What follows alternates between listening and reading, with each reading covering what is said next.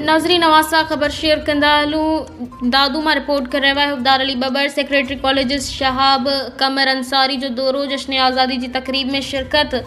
Government degree college दादू लाइ अॼु जो ॾींहुं एज़ाज़ भरियो रहियो जंहिं सेक्रेटरी कॉलेजिस मोहतरम शहाब कमर अंसारी इदारे जो ख़ासि दौरो कयो। हिन दौरे दौरान तालीमी खाते जा ॿिया आला ऑफिसर भी गॾु मौजूद हुआ। दौरे जो बुनियादी मकसद कॉलेज की तालीमी और गैर निसाबी सरगर्मियों जो जायज़ो वठण और जश्न आज़ादी 2025 की तकरीब में शिरकत करण हो।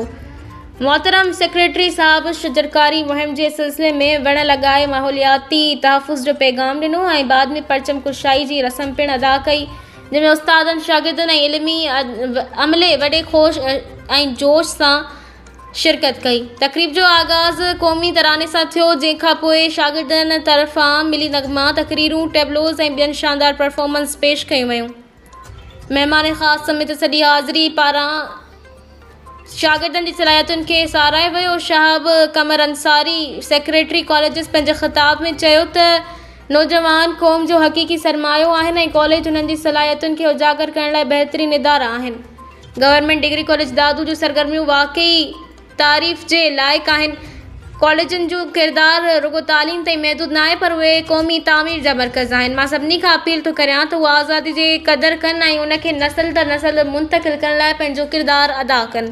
अचो त गॾिजी वादो करियूं तो पाकिस्तान के एक तालीमी याफ्ता सरसब्ज़ और रोशन मुस्तक़बिल ॾांहुं वठी हलंदासीं।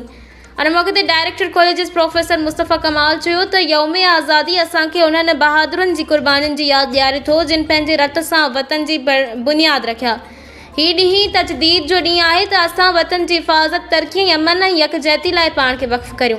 प्रिंसिपल प्रोफेसर मोहम्मद इरफान कढ़ोड़ो चयो त सेक्रेटरी साहब जो दौरो असांजे अमले ऐं शागिर्दनि लाइ वॾी हिम्मत अफ़ज़ाई आहे। इदारो अॻिते न साॻिए जज़्बे सां तरक़ी जो सफ़र जारी रखंदो।